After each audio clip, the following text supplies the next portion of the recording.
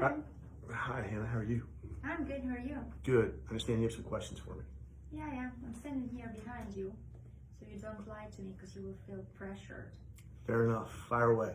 So tell me, Ben, why do you care so much about all this Ukrainian situation? I mean, it's dear to my heart, obviously, because I'm Ukrainian. My people are suffering. What is it in it for you? Well, I don't know that anything is in it for me. I just care, and here's why I care. There's lots of people that went over and volunteered over there. And there's lots of people here that support the Ukrainian cause. I think people the world over support the Ukrainian cause. It's the cause of freedom. But the Ukrainian cause is different than Ukraine itself. Ukraine itself is really its people, and its people is what I care about, and that's what I have an attachment to. And there are very few people that have had the kind of interaction that I've had with your people, really, the refugee population. I didn't know when I went over there to help out the first time what my role would be, and when I showed up, they told me to put on the chicken suit and get out front. I don't think anybody really understood that it would have the impact that it had, and it suited my personality and everything perfectly. But by virtue of that role, I had a very unique volunteer experience. There's no one else that did what I did, and it was my job to be the first person to greet the refugees as they came in to Medicopol there, which, as you know, is the most frequently used border crossing. So at least 1,000 refugees, maybe more than, maybe a couple thousand. And these people would, come to me. I'd be the first person to meet them, to greet them. And as you well know, of all people, these people were in bad shape. And, some were maybe okay, but there were a lot of emotional experiences right there. That crossing was a huge moment. I didn't know that before I went. I didn't know I was going to play this role. But that crossing was the end of one epic journey for these people, finally getting to safety, and kind of the release that came with that. And they released into me. They released into me. And then they're staring at this great big beyond. Now they're confronted for the first time, really, with this reality of, okay, well, we just ended one epic journey and now we're beginning another. And it seems so foreboding and overwhelming, and there's all these nationalities and flags and a language. All of this is happening right in my arms. And I didn't get picked for the job, so to speak. I didn't know I was going to perform it, but that was my job. And every day, on behalf of all the volunteers, on behalf of the world, I wanted to do the best I could for these people to give them hope. And I understood right away that yes, they needed water, food, shelter, medical care maybe, but the single biggest thing that they needed to see was that people cared about them. And I saw the faces. I cried with these people. I'm pretty sure that they said things to me that I don't know that they shared with other people. Oftentimes, they would collapse into my arms, and old grandmothers whispering things in my ear. Especially once they understood that I could speak Russian, and the stuff that I heard, I will never forget. And when I asked them how they were very honest with me about how they were, and they told me about they had just traveled 3 days escaping, bombs and all this stuff. I'll never forget that stuff. Over and over and over again. So I don't know that I'm special. I just happened to play that role, and that role was unlike any other. And I think anybody in that role would develop a really close attachment to those people whose suffering I experienced on a daily basis again and again and again. So that's why I care so much. I don't know that I would care as much if I had a different role over there, but I had the role that I had. And yeah, I don't know what to tell you. It changed my life. It changed my life. I think it would change anybody's life. You hear that many stories. You see up close in person that many people suffering that way. You know the way that it is.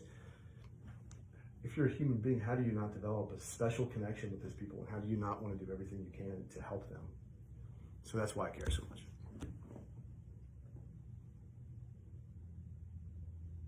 Next. Sorry. Okay, so what makes you so special? There are so many volunteers who are helping today. Right, so it goes back to, First of all, I don't know that I'm special, but I do know that I played a special role. And my interest in Ukraine and the moral obligation I feel to do as much as I can, working with you, derives from the very unique role that I played. That role didn't exist before I showed up, and it wasn't really done afterwards. And it really is just more than dressing up in a suit. You know, it's being really the mascot of Medica. It was uplifting these people, cheering these people on. In some circumstances, helping them make it the extra, that final 200 yards coming in. But because of the nature of what was going on there, most people don't understand. You understand. No one was in charge. It wasn't like there was some global organization who's done this before barking out orders and we were just doing what we were told. We were figuring all of this out. And so for months you had people from all over the world in groups that were cycling in and cycling out. Well, particularly when I went back, I was the most visible person in this camp. I was pink.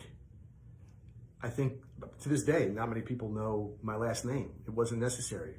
Ben the Bunny, the Pink Rabbit. Those are the two versions. And so when people would cycle out, oftentimes I was the epicenter of communication.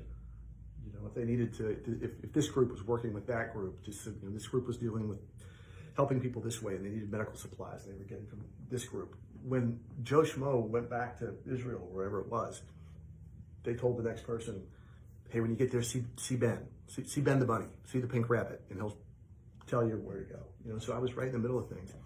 And because I was right in the middle of things, I had a perspective that I don't think anybody else had. I just came to be at the crossroads of kind of the communication structure of the entire affair, all of which was very fluid. But particularly on the humanitarian side, as you know, kind of when we were there, when I met you, it was a refugee situation, people trying to get out of Ukraine. Well, by the time I was there in April, there were still people trying to get out of Ukraine, but it wasn't as heavy. The refugee part, those who were trying to get out, that was on the downhill slope. What was on the upslope was the humanitarian aid part. And so I spent a lot of my time working with these groups to try and facilitate getting humanitarian aid to these parts of Ukraine that were leveled, most of which had been occupied by the Russian forces. And so I literally saw and I literally met the people that do this and that want to do it and that can do it. And these people don't exist every day. Let's understand that running some of this aid through Ukraine involves going through minefields. And yes, they've been cleared, okay? But, we definitely want the same person taking that same route always so that we don't get anybody hurt. So, yeah, I think what makes me special, if you will, is that by virtue of my unique role, I know where to get the stuff. I know who the guys are, and I know where to get the trucks to get this aid in there. And with your contacts, it's kind of the perfect marriage. You understand better than anybody in your role the need side. But by virtue of my unique role on the volunteer side, I uniquely understand how that need can be met.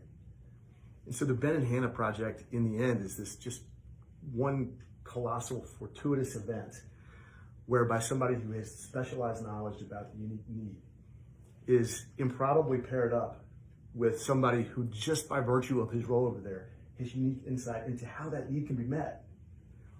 So when people think about why are these two crazy people, improbably coming together and flying across the world and dedicating their entire lives, it's what we're doing all day. That's why, because I don't know anybody else better positioned than you and I to save thousands of lives. And that's it. Any other question? So what are we missing today? What are we missing today? We're missing the private funding that we need to make this happen. Here's the reality. It's great. We've all seen the headlines. The international community has stepped up to some extent at this point and allocated the dollars. The United States, the European countries. And those dollars will eventually translate to actually helping human beings on the ground. Mm-hmm. But you and I know that is not happening overnight. Yeah. It just takes because time. The organizations are so big, it takes 10,000 signatures and meetings to actually get it on the ground. And on top of that, the war's not over. So let's face it, there's a little bit of risk involved in doing this. So the big organizations aren't going to take that risk. The human lives at stake are worth that risk.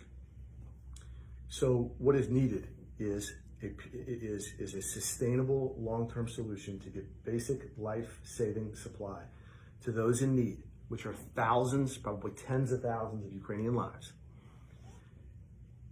to save those lives from the present through to the point at which the major aid dollars will show up and then sustain those people. And that is only going to happen if people like Hanna and I find the dollars to fund the people, stuff, and trucks necessary to get that to them. We're just missing one ingredient, and that's what we're after. Thank you so much. Thank you. It's an honor to partner with you and call you my friend. Slava Ukraini.